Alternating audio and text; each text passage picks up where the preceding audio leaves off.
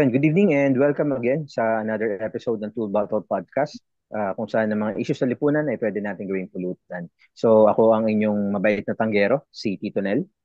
At itong promotor ng kwentuhan na si Uncle D. Kasama natin ngayon. Yes. Pakilala mo, Tito Ned. So yun, meron tayong guest ngayon, isa rin sa aming kapwa scholar ng bayan mula sa PUP, si Professor Don Emmanuel Nolasco. Isa rin siyang PUP Polsci alumnus and was an active student leader before. So professor din siya ngayon sa sa National University DASMA. So magandang gabi, Professor Eman. Magandang gabi, Dwayne, Tito Nel. Maraming salamat sa imbitasyon, maging bahagi nitong podcast ninyo. Yun. Welcome Maraming po. salamat din. Salamat. Welcome, welcome. So, kamusta So kayo, yun. Sir Eman? Ah,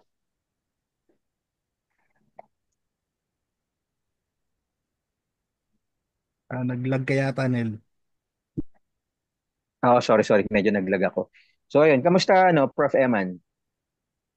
Okay naman, dahil Sabado ay pahinga sa turo, and mas mga checking lang ng mga outputs ng mga estudyante. So, typical na pahinga. Yun, So, notin checking ng ng mga iba't output. ibang mga podcast, update sa mga ganap sa Pilipinas. Saka sa mundo, syempre. Yes. Oo, follower ako nito ni Professor Eman sa Facebook. Oo nga, di pa ako nakafollow. Pa-follow kita mamaya, Prof. Sige, Makakalimutan sige. ko eh. Ayun. So, siguro we can already start, no? Para sa aming unang tanong. Sige, go. Prof. So, ano ba yung Ano yung kaibahan kung meron man yung estado ng edukasyon nung panahon natin, hindi naman tayo nagkakalayo ng edad, sa panahon ngayon na ikaw na yung dalubguro. Well, isang difference syempre, yung K-12, no? Nung 2016, 2016 in-implement na yung senior high school sa Pilipinas. Hmm. At isa yan sa mga flagship program ni former President ni Pinoy, di ba? Isa yan sa Oo. mga talagang Mhm. pinush niya na maipasa ng batas, no? Yung K-12. At isang pinaka-feature no, aside dun sa kinder, meron ng grade 11 sa grade 12. So, nung Mhm. panahon kasi natin, hindi tayo dumaan sa grade 11 and 12. Okay, from grade 10, ano na agad, kasi fourth year high school pa yung Okay, high tawag, no? school. First year, second year, third year, fourth year. So ngayon, ang usapan na, grade 1 to grade 10, tapos moving up ka ng grade 10, 11, 12, pipili ka ngayon ng tinatawag na strand. Okay, yung strand, for example, kung papunta ka ng engineering, ng medicine, STEM. Kung pupunta ka naman ng Pol kagaya ng mga nung natin ng mga Pol tayo dito, YUMS naman, Humanities and Social Sciences. Pag Hmm. naman business, ABM, accountancy and business and management. Then kapag medyo undecided ka pa, pupunta ka naman sa GA or yung General Academic Strand. Iba pa yung BOCTEC, may iba pa siyang mga strand. Ngayon, so kung pag-uusapan natin ay yung sistema ng edukasyon sa college, so ang mga estudyante na ngayon ay mas mature na kasi 18 years old na ang mga first year. Hmm. And Mhm. typically, mga botante na. So in terms of maturity, hindi na makukulit yung mga first year, no? I mean, hindi ka mukha nung ano, di ba, nung first year tayo, Ako para tayo mga natin. high school student. So sa ngayon, yun Oo, yung, totoo. di ba? Tapos, isa rin maganda sa senior high school kasi, ah, una, meron na talagang strand papunta ng social sciences. Okay, kung mag-yums ka, pupunta ka ng pol sci, psychology, criminology. Tapos, yun lang, ang medyo pangit lang dahil nawala yung pagtuturo ng politics and governance bilang core subject sa senior high school. At the Hmm. same time, wala ding Philippine history. Sa K-12 curriculum, ang Philippine history ng mga bata ay grade 5, tapos kukunin mo siya ng college. Hmm. Ang tawag na ngayon ay Readings in Philippine History. Mm. So ngayon, sa senior high school, yung mga soc courses dyan, merong philosophy, merong UCSP, Understanding Culture, Society and Politics. Tapos ano ba yung mga soksay? Mas yun lang eh, yun yung tinatawag na core subject. Ngayon, dahil binago na yung curriculum ng meron ng grade 11 and 12, iba na rin yung mga subjects na ino-offer sa college. At kumonti na siya. Ngayon, for example, tinuturo ko ngayon yung mga GE courses na Soksay, The Contemporary World, Understanding the Self, yung Rizal, minentain yung Rizal, tapos readings in Philippine History, Ethics, tapos mga ilan pang mga GE courses na naka-align sa business, entrepreneurship, tapos sa IT, living in the IT era. So, mas ganun yung sistema ng edukasyon natin. Meron siyang emphasis doon sa ano sa idea ng maging employable yung mga graduates ng senior high school after ng grade 12. Sa college naman, syempre mas magkaroon ng global competitiveness yung mga estudyante.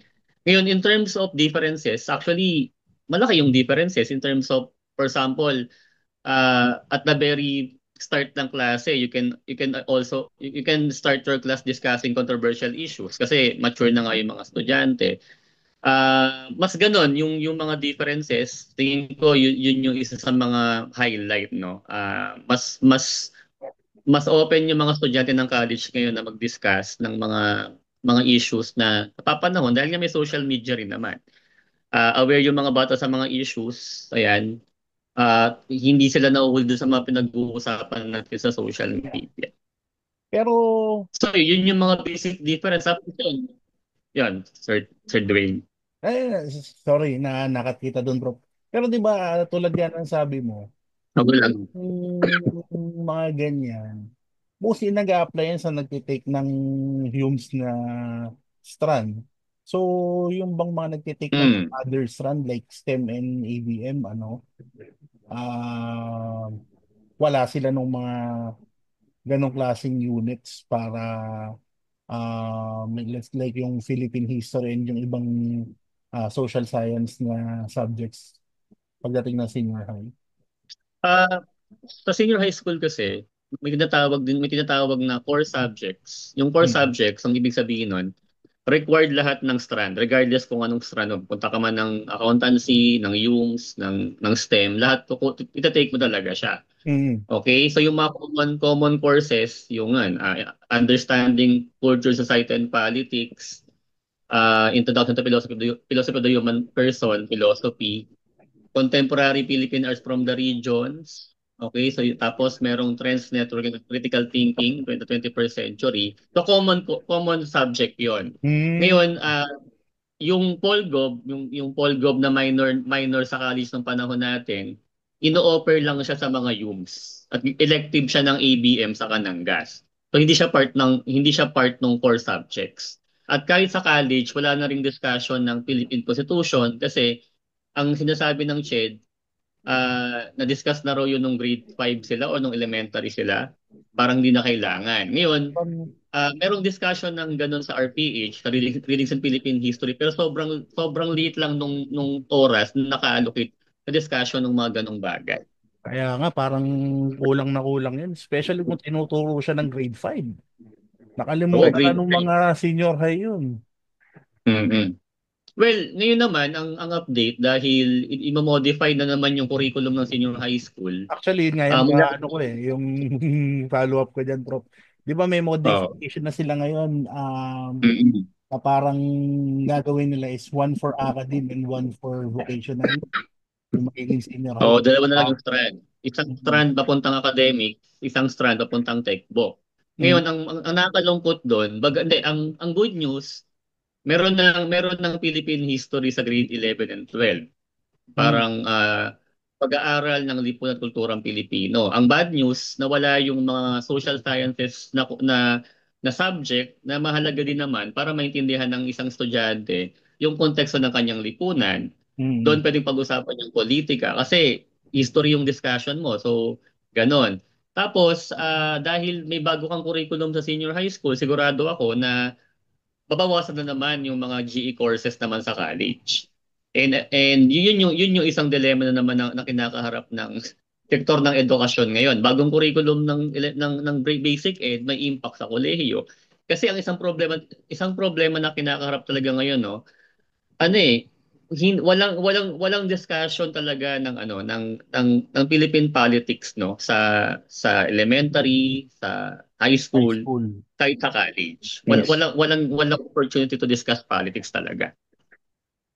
Kaya nga, actually, yun yung pinag-uusapan namin noong nakaraan na tayong mga dumaan doon sa korupsyon na yun, tayo lang yung privilege na maging familiar sa intricacies eh.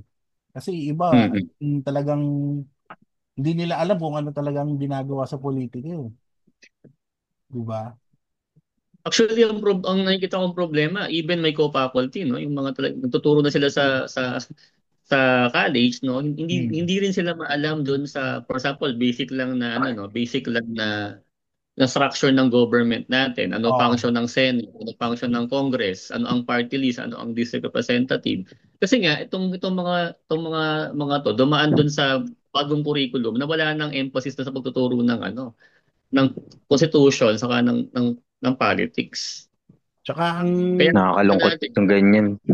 oo, kahit yung mga professionals, hindi nila kayang maintindihan paano gumagalaw yung government talaga natin. kaya nga eh, kaya yung So, mga botante ngayon, talagang ang tingin nila sa mga tumatakbo lahat parang function ng mayor eh. Di- correct. Ganun talaga ang perspective. Ang congressman nga, tingin nila dapat namimigay ng ayuda or napapagawa ng Correct. waiting shed, Oo, nagbibigay ng scholarship. Ano hindi yun nila mga ano yun college graduate yung mga yun. Kaya kahit yung middle class mo sana, no, na dapat may mas malawak na pag-unawa nung sistema pampolitika natin, kahit sila, hindi sila naiintindihan talaga paano gumagana yung pamahalaan natin. mm, Okay. So, magandang no, na open ni Professor M. So, this comes to to boil down to our second question, which is, sa tingin mo ba, Prof, mas lubog yung mga estudyante ngayon sa kalinangang pampolitika at panglipunan kumpara sa dati? I think I already got the answer. Pero, uh, again, to answer the question directly, para sa ba, mas lubog sila ngayon or hindi? Actually, siguro ang difference, ang malaking difference nung mga kolehiyo tayo, no, sa PUP. Actually, tayo kasi parang engaged tayo, 'di ba? I mean, nagpa-participate tayo sa iba't ibang processes ng university, 'di ba? Meron tayong mga ginagawa sa PSS, sa mm, CFP noong panahon natin. Even yung mga issues ng campus pinag-uusapan natin. Ang difference ngayon magugulat kayo, pero ang baba ng turnouts ng mga elections sa mga universities. At may mga universities na mas maraming abstain kaysa pagboto ng student council leaders. At maraming mga university, for example, sa amin sa EDUDASMA, hindi kami makapag-elect hindi makapag-elect ng student council yung mga estudyante kasi walang gustong majority. mag-participate, walang gustong tumakbo. Ah, So ang problema ngayon, alam ng mga bata yung national issues. Pero may trend ngayon na, sa observation ko lang to na, pwedeng mali ako, pero merong trend ngayon na hindi engaged yung mga estudyante sa level pa lang ng universities. At nakaka-alarma yun. Kasi kung gusto mong ipaunawa yung demokrasya, yung political processes, no, sa loob ng isang organization, importante yung role ng academic organization, hmm, ng student council. At yun yung nagiging problema ngayon. For example, ito nung binabasa ko yung mga updates sa PUP, parang walang gustong mag-student regent. Parang tumatanggi yung Correct. mga taga-branches. Parang walang gustong mag-regent. And yung UST, parang ilang panahon na walang tumatakbo sa kanila. Okay? Tapos sa Adamson, wala nang direct voting. Ano na sila? Parang ine-elect na lang ng mga academic organization yung kailang student council. Sa UP, parang nung pandemic, ang problema ay wala talagang gustong bumoto or abstain yung nananalo. So, yun yung problema, no? Parang maalam sila sa mga social issues kasi nandiyan yung social media, eh. Okay? Pero yung paglahok, parang doon may pagkukulang. And tingin ko may mga ilang factors kung ba't ganon. Una, meron kasi tinatawag na term na slacktivism, yung parang kontento na yung mga kabataan na nagpo-post lang sila, nag-share lang ah, sila, pero yung engagement wala, parang ganon. Tapos syempre, isang factor Wala. yung pandemic. Tapos yung pandemic kasi na lockdown tayo, 'di ba? Hindi talaga makalabas yung mga estudyante. Another thing is yung naging wave ng red tagging, yung pagle-label sa mga kumukontra sa pamahalaan bilang mga komunista. I think Ano, meron chilling effect yun sa mga estudyante nung panahon na yan. criticize. Ayan. Pero ang isang positibo no na nakita ko naman noong 2022, bagamat hindi active yung mga kabataan doon sa mga organization inside university, may ibang daluyan. For example, siguro napansin niyo no, nung panahon ng 2022, yung mga fandoms no, yung mga tawag dito, yung mga grupo naglalaro ng mobile games, yung ginagamit nilang channel para mag-usap ng politika at maging engage. Kumbaga tingin ko, medyo kailangan na rin mag-reinvent nung mga mass organization, siguro nung mga organization na political orientation into parang dapat magbago ng orientation para mahagip nila yung interest ng mga Gen Z ng bagong Kakabataan. henerasyon. I remember ang laking mobilization ng mga K-pop fans nung panahon ng campaign ni Lenny Robredo. Sila yung nagmo-mobilize ng panahon na yun. At hindi politikal. Pero bahagi ng kanilang ginagawa yung politika. So yun yung nakikita ko no, merong problema sa mga universities in terms of engagement. At the same time, naghahanap ng bagong channel or bagong pupuntahan yung mga kabataan na mayroong mga bagong interest. For Mm. example, nung panahon naman natin, hindi naman uso yung mga fandoms na yan. Hindi rin uso yung mga mobile games. At ngayon, doon sila nagkakasundo-sundo. So, doon sila nagkakaroon ng venue para mag-usap ng ibang bagay na political. Parang ganon. Yung nakikita kong trend ngayon. Kahit sa amin sa Enyo das Marinas, ang malakas na organization namin, mga org ng mga mobile gamer talaga. Hindi yung Yung mga wala kaming gaming saka organization ng ano, political. yung mga fandom ng Cavite kasi, di ba? BTS, yan. Army. Tapos yung mga Blooms ngayon, yan. Sa Bini. Ayan. Tawag dito, Prof. Total nabanggit mo nga yung mga ganyan, no? Yung kailangan ng bagong um, avenue, kumbaga, na paano mo i-raise yung awareness sa politika ng mga kabataan ngayon. Tingin mo ba effective siya or talaga surface level pa rin yung nangyayari sa kanila ngayon? Ano kasi well, syempre kailangan pa rin natin yung mga talagang hardline activist na talagang may mga hardline position sa mga issues. Pero kasi ako personally, yung nakikita ko based sa experience ko sa pagtuturo din sa PUP, no? Nagturo ako sa PUP for a while, sa Maragondon sa Santa Mesa. Parang kailangan na ring mag-reinvent paano ino-organize yung mga kabataan, paano yung forma ng pagkilos. 'Di ba kasi naghahanap na rin tayo ng mga bagong parang tipo ng mga organization na hindi lang siya political at nararamdaman din nung isang bata or kabataan na nahagip yung kanyang interest. Kasi parang tingin ko ngayon malayo sa kamalayan ng mga bata ang politika eh. Bagamat nga sila, aware sila, takot silang maging engaged. And I think nagiging catch basin tong mga organization na to, kagaya nga ng mga binabanggit kong mga fandoms, mga mobile gaming organization, para doon sila magtipon. Baga, ganun ko nakikita, no. Pero syempre, nandun pa rin naman yung, for example, sa PUP naman, nandiyan pa rin yung nandiyan pa rin yung mga progressive organization na naabutan natin nung panahon natin, no. Though, ang alam ko, wala silang kalaban ngayon. Kasi, nung panahon natin, di ba, ang Mm. magkalaban ay Samasa at Kilos, di ba? Kilo. Tapos, later on, nung nawala Correct, yung correct. Kilos, PUP Speak. Pero yung PUP Speak. Speak, nawala na rin siya. Ngayon, ang alam ko, wala atang contender ang Samasa no in terms of campus politics. And I think isa 'yun sa problema no walang Walang, nasusustain na opposition. walang nagpe-present Walang ano, eh, no? ng different idea. Mm. Tumipak yun dun. Mm. Tsaka Mm. mawawala yung check and balance eh. Dahil, Mm. ayun, walang, unlike yung panahon natin, Prof. Eman, I think you still remember, galing tayo sa magkabilang partido, no? Oo. Although galing din ako ng Samasa, na-convert ako Mm. into kilos. So, Mm. unlike before talaga, tayong mga estudyante noon, kala mo nasa maliit tayong Pilipinas na Oo. yung may meeting de avance, yung mga pinag-uusapan natin, hindi fandom. Ang pinag-uusapan natin, budget sa National issues. edukasyon, yung Oo. mga prinsipyo at plataforma, national Mm. issue. So, going into that context, sa tingin mo, Prof. Eman, ba't hindi kailangang mawala yung ganyang pag-iisip ng mga kabataan? Bakit mahalaga yung partisipasyon nila sa mga issue ng lipunan at politika, lalo na ngayon papalapit yung eleksyon sa Mayo 12? Ano naman, siguro yung pa ring classic na sagot ng mga matatanda, no? Na parang sila yung pag-asa ng bayan, di ba? Yung for example, kung anong klaseng kabataan yung na-produce ng henerasyon na nauna sa atin, yun din yung klase ng kabataan na magli-lead ng bansa natin. Kaya nga ano yan mabigat yung term na kabataan ng pag-asa ng bayan. Kasi sa akin, kino-contextualize ko siya na sino ba yung magpo-produce ng mga kabataan na yan?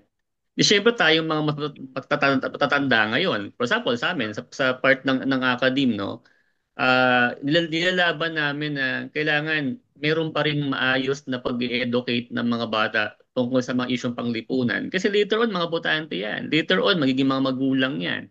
At kung anong klaseng politika or pag-unawa sa lipunan na kailangan ikuwento sa mga anak nila, nakabata yun sa paano na naunawaan yung complexities ng pag-iral ng isang individual Na hindi lang tayo magtatrabaho pag-graduate, na yung mga choices natin araw-araw ay ginagawa ng mga mas malalaking mga tao sa buhay natin. Yun yung mga politiko. Yun yung nawawala yung makita ng mga bata na merong thread that connects us sa lipunang ginagalawan natin. Tapos syempre, siguro pare-pareho tayo magkakasundo rito na talagang malaki yung problema ng Pilipinas in terms of anong klaseng mga leaders yung ine-elect natin. For example, kahapon lang ata no lumabas yung survey ng Pulse Asia, ng Totoo. Okta. Medyo talagang nakakalungkot kasi ako ine-expect ko on my part yung pagkaka-aresto ni Digong ay magiging dahilan para bumaba yung PDP laban, pero hindi, nahatak nung pag-aresto kay Digong yung PDP at nasa winning circle na si Marcoleta, si Philip Salvador, tapos meron ka pang Willie Revillame. So, kung hindi natin nuhubugin yung kamalayan ng mga kabataan doon sa pagboto pa lang, no? Pagboto pa lang, baka wala na wala nang tayo may elect na matitinong mga kandidato in the future. Tapos syempre, gusto ko rin Ayun. Prop, medyo naghangga. i-highlight na na parang yung kasing social science education okay na? Okay na, okay na. Okay na ngayon, Prop. Medyo Hello? naghangga kanina. Ayan, okay. Sorry. Ayun nga parang kailangan kasing makita ng isang bata na yung sinasabi ko nga sa mga klasiko, yung politika, yan, part ng buhay natin yan. Mula nung ipanganak tayo, hanggat mamatay tayo. Correct. Kasi pag Hindi pinanganak nawawala tayo, yan. kailangan ng Correct. birth certificate. Pag namatay ka, wala ka na nga sa mundo, kailangan mo pa ng death certificate. And lahat Correct. ng lahat ng problema natin sa araw-araw, mula sa traffic, sa presyo ng bilihin, sa sa kalusugan, 'di ba? Sa parking, okay? Lahat 'yan hinuhubog ng politika. At sino yung may hawak ng kapangyarihan? So kung hindi maintindihan ng isang tao na yung politika ay part ng kanyang araw-araw na buhay, hindi niya marirealize na yung mga choices niya ay nakaapekto sa anong klaseng pamahalaan magkakaroon tayo. Tapos syempre, sa larger scale of things, no, yung pagkakaroon natin ng mga kabataang may pag-unawa ng politika at lipunan, makakatulong ito para mag-produce din tayo ng mga leaders na later on ay pwedeng maging mga trailblazer, no, na pwedeng magbago ng mga mechanism sa government. Nakalimutan ko pa lang sabihin kanina, no, isa pa lang larangan din ng pagpa-participate ng mga kabataan sa politika yung SK. Dahil doon sa SK Reform Act na ginawa natin, Mm. marami na ring ako may mga estudyante ako na hindi man sila active sa university but active sila sa SK.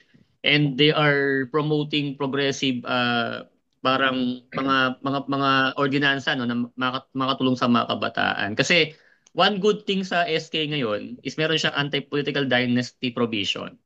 So bawal kang mag-elect ng SK na Ang mag-anak ni chairman. kamag-anak ni kapitan. So meron tayong mga avenues para doon sa ano no, sa pagbabago. So yun, parang for example ako, may mga estudyante ako ngayon na mga nasa government na rin. May mga tumatakbo na rin sa iba't ibang position. Meron akong estudyante na tumatakbo ngayon sa Magallanes Cavite, sa Ternate Cavite. Meron namang iba ay mga bossing na sa mga LGU. So, kahit pa paano nakikita ko na hindi nila gagayahin yung politikang nakasanayan nila. And they are bringing changes kahit gaano kaliit dun sa kanilang mga spaces na meron sila. So I think ganun ko nakikita eh. Parang maliit man siya na effort, pero mamumunga siya later on eh. Parang ganun ko siya nakikita. Kasi hindi naman natin kayang baguhin yan ng isang iglap lang. Talagang Oo, giging gradual actually. to. Yes, Mm. correct. At sabi ko nga lagi, marami, for example, ngayon, no, kung siguro sabihin ko na rin, no, isang problema natin, wala tayong isang oposisyon, di ba? May kanya-kanyang version tayo ng oposisyon. May oposisyon yung kaliwa, may oposisyon yung liberal. Pero lahat naman yan ay gustong baguhin yung bansa Bansa. natin. Kaya lang dahil nga walang oposisyon, sa akin nakikita ko na kapag yung mga bata ngayon, yung mga bata na namumulat ngayon kung saan oposisyon man sila kabilang, possible na ano yan later on kapag sila ay naging part na ng sistema or maging part sila ng sistema, be it academe, LGU or even government sila or NGO, people's organization, they can bring changes no dun sa mga spaces na yon. At tingin ko yun naman yung mga gawa natin. Tama yung sinasabi ni Sir Dwayne kanina no. Gradual yung change eh. Hindi mo siya makikita overnight, okay? At mahaba yung proseso na kailangan nating daanan bago natin ma-achieve kung ano man yung gusto nating mangyari sa bansa natin. Pero I think ang bottom line dyan, Correct, correct. kung para makuha natin yung change na yan, suriin natin maigi kung sino yung mga niluluklok natin, mga binoboto natin. Dahil kung same na tao pa rin, na alam naman natin na walang ginawa, walang gagawin, or wala talagang background at all, paano tayo makakaasa ng progress kung ang iboboto mo alam naman natin magiging Mm. sunod-sunuran lang ng iba. Katulad nung nakaraang Senate hearing. Wala daw utos, wala kay Digong na ipakontempt kita. Ang ganon, di ba? Walang utos galing kay boss. Yun yung ano eh. Pipin nyo, senador yung mga yun, no? Senador may boss. Hanggang 2028 pa si Robin Padilla. Tapos yung iniisip ko nga, paano pa pag nakasama niya si Willie Revilla, saka si Philip Salvador, Diyos ko, kawawa ang Wala Pilipinas na. talaga. Well, Wala na. siguro Wala na. naisip ko lang no. Siguro isa pa dapat nating tingnan din is on a larger scale no. Kailangan talaga nating magkaroon ng mga political parties. Saka kailangan nating ireforma yung ating electoral system on a larger scale no. Kasi kahit gaano for example, no, isang nakikita kong problema kung bakit hindi natin na-harness yung pink movement ng 2022. Kasi nakatingin lang tayo kay Ma'am Lenny eh. Pero walang political party na buo para i-aggregate mo yung interest ng mga na-mobilize mo nung panahon na yon at maging isang political force. Oh, Kaya tama. ngayon, 2025, wala tayong malaki isang bloke para ipangharap sa makinarya ng alyansa saka ng PDP. So I think ano yan essential din yung pag-establish ng mga political parties kasi walang political parties talaga na sumasalo nung idealism ng mga kabataan. Meron tayong mga party ngayon no, nandiyan yung Makabayan, Akbayan, Liberal Party, Partido Lakas ng Masa. I think mas kailangan natin ng mas mga kabataang member ng mga partido na 'yan para sila rin yung mga maging leaders ng mga later on para makapag-effect ng mga changes din no within their ranks. Pero kasi, Prof, ang problema natin dyan is babalik tayo doon sa issue natin kanina.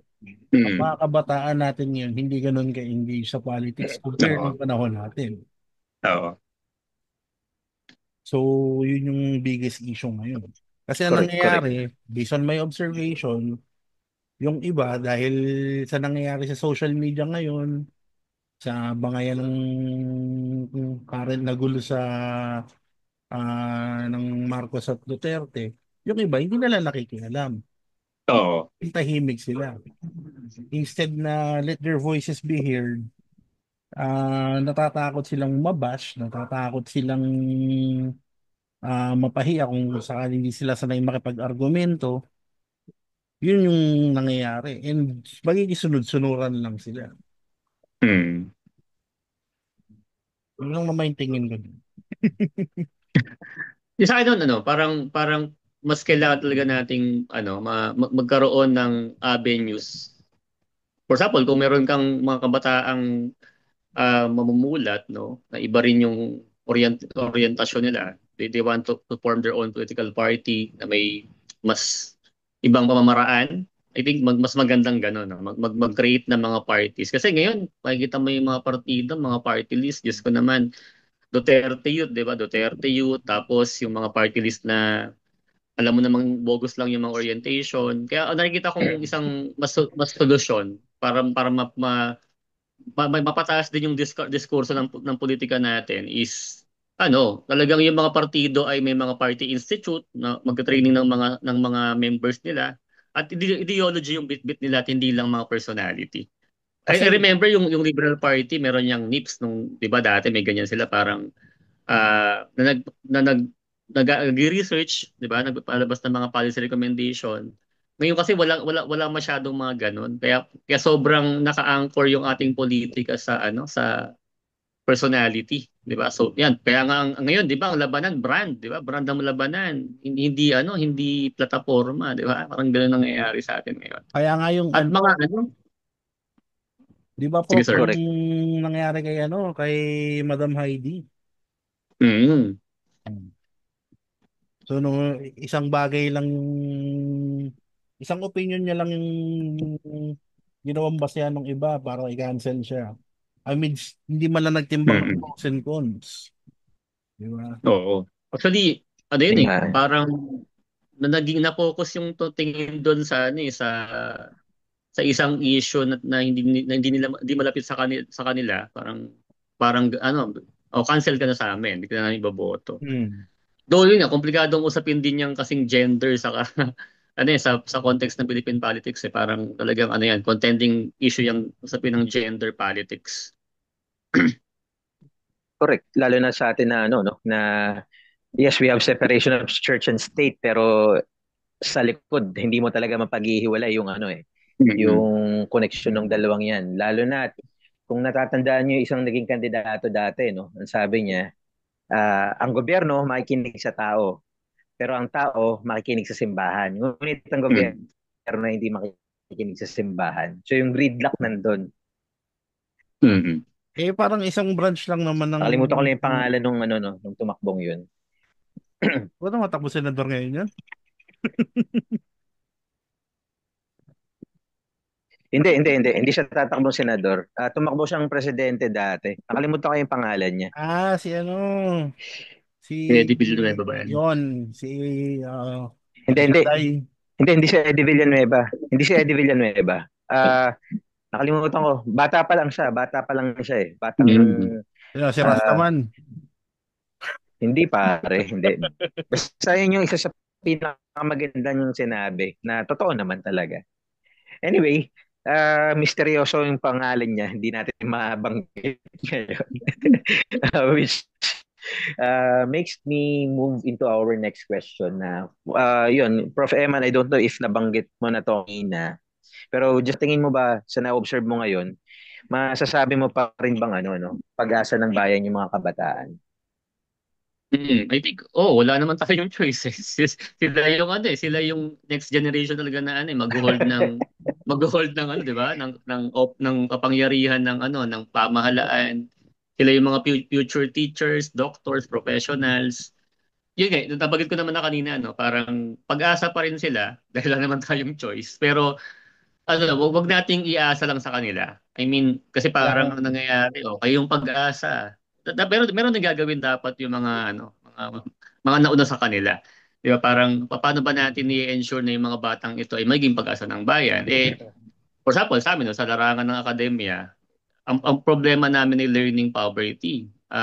Learning crisis, meron tayong learning crisis kasi may mga estudyanteng nakakaabot ng high school na di marunong magbasa, may mga estudyanteng umaabot ng kolehiyo na walang skills talaga para dun sa mga basic na mga task sa kolehiyo kasi meron tayong mass promotion sa high school, sa public, no? Ayaw ng mga teacher magbagsak kasi pag bumagsak kailangan nila ah, mag ah, mag-intervene, kailangan nilang mag-tutor, tapos madadamay pa yung ilang bonus dahil pag maraming bagsak, dami-dama yung performance nung school.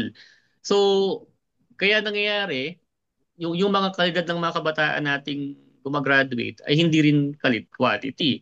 Though marami namang factors yung learning poverty na yan, kakulangan ng classroom, kakulangan ng tulong ng mga magulang para matuto yung mga bata, tapos yung COVID-19 pandemic. So, isang isang aspeto para ma-ensure natin na yung mga kabataan ay maging pag-asa ng bayan, kailangan nating tutukan yung sektor ng edukasyon natin. Mula kinder hanggang kolehiyo dahil kung hindi natin aayusin yung learning poverty natin, kung ngayon pa lang ganito na yung klase ng botanteng meron tayo, in the future ano pa yung aasahan natin, 'di ba? So yun yung isang doon, isang nakakatakot doon kasi yung learning poverty na pinag-uusapan natin ngayon, yung impact niya 5 to 10 years pa eh. Mm. Hindi pa nararamdaman yan ngayon. Pero kasi I think yung Correct. iba yung interpretation kasi ng iba dyan sa kabataan ng pag-asa ng bayan eh. Ang ginagawa kasi nila dyan, nag-aanak para buhayin sila. Di ba? Yun yung naging connotation dyan eh. Hindi Para mas mara naman, para mas maraming 40s. Para mas maraming Oo. 40s pre. Pero pababa daw ang natin ngayon, ang birth rate ng Pilipinas. bumababa. Sa bagay, kasi No, may ganong hindi, statistics ngayon. agree naman ako doon kasi ang hirap ng magpamilya ngayon. Oo. Mahal. Actually, isang bagay na marinig mo sa mga Gen Z ngayon, especially Mhm. mga babaeng estudyante ko. Ayaw nila mag-anak. They want to enjoy their youth. Okay? Kasi nga alam nila na talagang hindi biro yung pagkakaroon ng anak sa Philippine context. And I think yan, buong mundo yan, 'di ba? Ang China problemado ngayon sa populasyon niya, ang Japan, ang Singapore. Hindi yung kanilang population. Kaya wala silang labor force in the future. Kaya Kaya hindi naman mabenta ang mga Pilipino sa iba't ibang bansa ngayon. actually isa yun eh. Dahil sa cost of living na marami talagang hindi ideal na mag-anak. I mean, magpamilya at this point. Mm-mm. O, tumatanda yung mga magulang ngayon bago Mm-mm. mag-anak. Correct. Tsaka mahal ng bilihin ngayon. Sobra. Kulang Pag, ang pag nag-grocery ka, yung 5,000 parang halos wala nang nabibili. parang tagal na panahon mula nung mukhang pandemic pa, nung yung 5,000 namin may nabili pang 1 linggo. Wala, hindi kakayanin ngayon. Pamasahe pa lang eh. Nung panahon natin, pag 20 pesos, meron ka ng lunch sa PUP. Parang ngayon, 50, kulang pa sa PUP. Parang sobrang taas ng bilihin ngayon. Pesos mo na, 10 nalilugaw ka. Pagka Tapos may pa. Oo, Oo, may trade wars pa ngayon si Trump, di ba? Imagine, 17% na tariff. Talagang, naku po, may impact sa Philippine economy yan. Pero actually, binawi daw ni Trump yun na parang ginawa lang ng mga kasama 10% niya. ata. Sinort lang Oo, nila yung market. Ang Parang problema umiikot lang. natin, hindi mo na pwedeng i-undo yung ginawa niya. May shock na agad sa global economy yun. Yun nga eh. Kahit na ilang araw lang yun eh. Hmm. Ang usap-usapan nga sa amin, parang sa faculty room, ito na ba yung katapusan ng Ang neoliberal US. globalization? Hindi Kasi actually. yung free trade, binabago ni Trump yung idea ng free trade. Wala nang free trade actually. Pero di ba kung mangyayari naman yun, katulad nga nung balak gawin ng iba, i-skip nila ang US sa Oo. usapan ng trade. Malalock in ngayon si options US. nila. Ang mangyayari, ma-isolate yung US. Mm. At ang Correct, kawawa correct. doon yung mga Amerikano. Oo. Kasi sila yung magsasuffer sa inflation nun. Mm. Baka Ayun. mag-overpopulation tayo nun. Dadayo dito yung mga ano para mag-vlog. So yun, no, yung pag-asa pa rin ng bansa yung mga kabataan. Naniniwala pa rin ako doon as a teacher. Ano naman, I can see a lot of promising students naman sa pagtuturo ko sa iba't ibang mga schools. So sana lang na sila yung mga maging future leaders natin. I mean, sa iba't ibang larangan. Promising naman yung mga bata. Doon hindi lahat doon lang. Given May mga naman ilan yan. lang na mga ano. Given naman yan. So, Yes, yun. yes. May tanong ka So pa, yun, Tito Nel.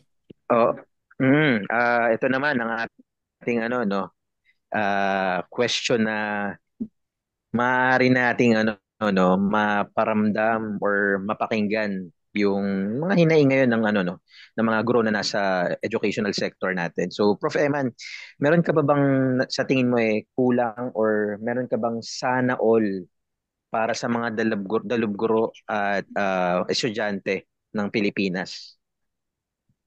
Siguro I will speak lang as a whole, no, sa academic education sector natin, no. In terms of Mhm. uh, parang quality of education, kailangan talaga natin mag-invest ng malaking pondo sa sektor ng edukasyon at mag-appoint ng DepEd secretary na marunong sa edukasyon, Correct. okay? Na hindi magtatago ng confidential funds. Pakiulit Kasi nga, ano pakiulit. uh, kailangan natin mag-appoint ng isang DepEd secretary na merong kaalaman sa edukasyon. Okay. Ayun, Correct. mas kailangan natin ng malaking pagbabago sa sektor ng edukasyon dahil yun yung isang tingin ko na magiging factor para mabago natin yung trend sa klase ng political decisions na ginagawa ng mga Pilipino. Mhm. Magsimula yan sa pag-aalat ng malaking pondo at pag-appoint ng mga matatitong mga officials na maaring mag-implement ng mga progressive changes sa ating sa sektor ng edukasyon, lalo na ngayon na may mga bago na namang mga curriculum na i-implement, kagaya ng bagong strand sa senior high school na merong impact sa sektor ng sa amin sa kolehiyo, no? Tapos siguro bigyang diin din sana ng Philippine government ng CHED saka ng DepEd, hindi lang yung math, science saka yung English. Kasi ang nakakalungkot na reality sa ating sistema ng edukasyon, sobrang parang kinakawawa yung SOCSAI, yung social sciences. Parang Kinakawawa tayo. o tapos Tama, tama. hindi siya part ng entrance exam. Okay, tapos laging ang nawawala ang inaalis nila pag may mga bago-bago ng curriculum, Filipino, literature, tapos Soksay. Yung mga courses na yan yung maghuhubog nung kamalayan ng mga bata in terms of pagiging makabayan, politika.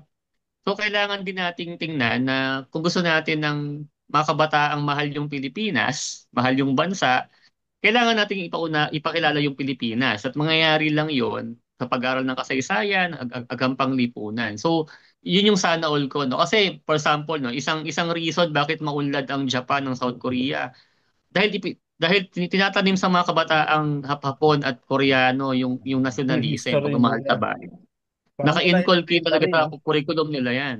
Mm.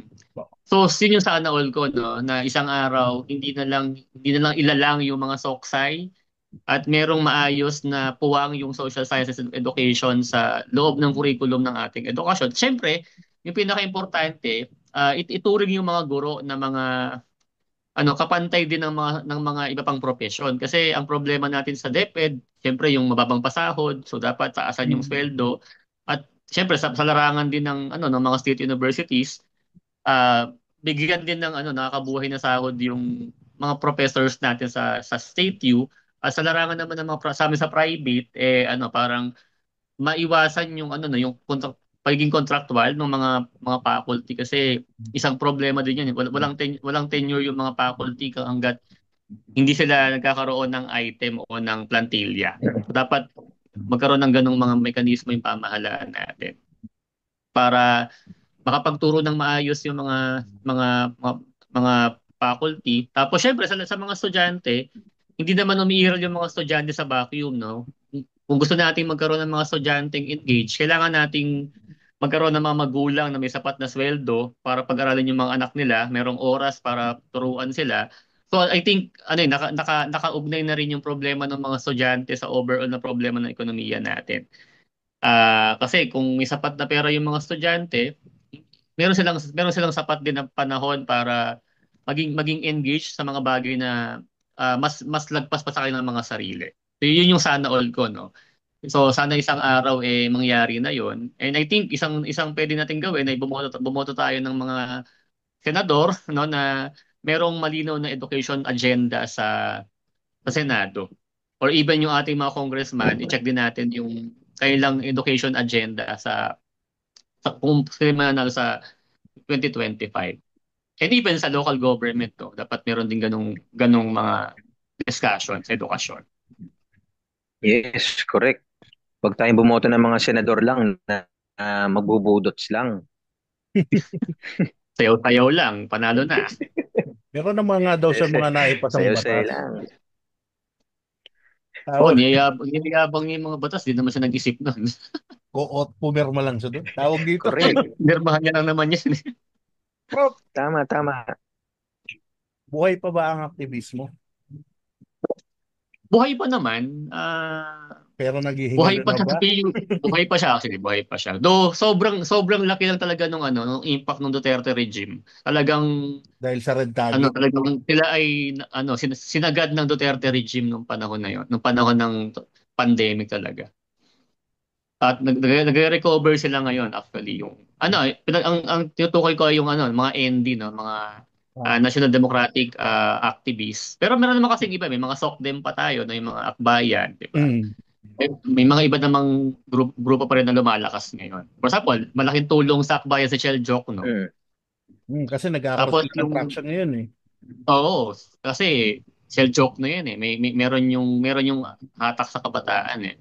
Yung kabataan party list, malakas pa rin naman siya. Actually, siya ay nasa top siya ng mga survey, no. Yung bayan muna ay nandun din. Ang medyo tinamaan talaga anak pawis, yung mga nasa Yung basic labor sector sector. kasi. Oh, labor saka peasant. Talagang hindi na sila nanalo noong 2019, 2022, talagang na zero sila. So ang malakas ngayon, ACT Teachers, Bayan Muna, Gabriela, syempre, Kabataan, Sakbayan, yan. Yun yung mga party list na, ayun. Yan, yung bago ngayon, yung kina Sen Laila, di ba? Yung Mamayang Liberal, saka ML. yung kay Sally Trillanes, Magdalo, Magdalo. rightist naman yung Oo, Magdalo. ML. Ayun. No. Tama, tama. Hindi ko lang alam sa So sana PUP no, kung merong umusbong update. uli yung mga ganyan, no? Oo, kailangan talaga natin ng mga organization na gano'n. Kailangan mabalik yung freedom ng Yung mga yung kabataan sa ganyan. ideology-based. Ayan, ideology-based politics. Hindi personality-based politics, di ba? Yes, Kasi yes. yun yung problema Tama, nung tama. pink movement, di ba? Nung nawala si Lenny, uwi na tayo sa bahay natin. Hindi tayo Yes, nag-organize. correct. So nakakatuwa kasi sa Cavite, kwento ko lang. Sa Cavite, yung mga na-mobilize ni Lenny nung 2022, naging mga chapter ng Angat Buhay siya. Tapos yung iba naman, mga active na mga people's organization sa community base. At ito yung ginagamit ngayon na makinarya ng Kiko Bam campaign para immobilize nila. So may mga remnants pa naman yung pink movement. Pero ako nanghihinayin lang ako na sana transform siya into a bigger coalition sana, no, na pwede mong i-unify yung opposition kasi yun yung yun yung frustration ko talaga eh, walang iisang opposition, parang ah mahirap Watak-watak eh. kasing manalo eh, di ba? Di, Di tsaka, ba sa totoo lang ang eleksyon yan, di ba bro, addition sa multiplication. sakit na nila yan. Oo, actually. Sakit na ng partido natin yung dati. Di ba, Nel? Ano Sakit, yun, sorry. sakit na yun nung partido natin before. Actually, may paper diyan si Professor Julio Tejanque, na yung factionalism is something normal sa mga political party sa Pilipinas. Correct, correct. Tsaka yung factions na yan, dyan nagsisimula yung pagtatayo ng iba pang partido eh. Oo. Di Nalala ba ko nung parang yung pagpasok ko, panahon ni Gloria, pagpasok ko ng yung tumakbo bilang presidente, tinayo niya personality-based mm, politics tayo eh. o kasi nga hindi strong yung mga parties para mag-punish ng mga members nila. Hindi, unlike sa US talagang klaro yung dividing line ng mga Republicans sa ng mga Democrats. Mm-hmm. Correct. Eh dito kasi mga balimbing ang mga trapo natin eh. Mm. Trapo na, Sobra. balimbing pa. Di ba, Bastos nakakatawa nga, pa. di ba? Nakakatawa na yung mga taong nag-iimbestiga kay Digong sa Kongreso is yung mga same person na pumalakpak sa war on drugs nung panahon niya, di ba? Parang though okay lang naman yun, at least may ginagawa sila ngayon. Pero yun yung irony ngayon, di ba? Kahit yung investigation ni Amy, di ba? Nag-aaway-away yung unit team sa sa Senado live. Oo. Again, political agenda lang naman yung Mm-mm. punot dulo ng hearing na yun eh. Wala ka naman ng mapapala doon. Entertainment Actually, value na lang. kung gusto ni Amy malaman yung sagot sa mga tanong niya, kausapin yung kapatid niya. Hindi, tsaka di ba meron naman nag-release naman ng statement si PBBM nung After, nung immediately nakalipad na after si ilipad, di Digong, ba? meron na klarong statement. Alam naman ng lahat ng tao yung nangyari. Ba't niya pa Problema kasi ni ini-investigate? Amy, gusto niyang makuha yung DDS votes. Dahil nga alanganin siya. Ang problema, hindi rin naman siya nagkakatiwalaan ng mga DDS. Ewan natin, medyo iba takbo niya eh. Sabi nga nila, ingit Mm. daw eh. Kasi feeling niya, siya daw Oo, dapat ang oo. Parang may mga kwento nga na parang sa daw kasi yung parang ginugroom ni Marcos Senior na maging presidente. Kaya lang si BBM yung lalaki, 'di ba? Naku, Hindi kung titignan naman natin, mas yun. So, yun. Basta sana, no? gilid siya.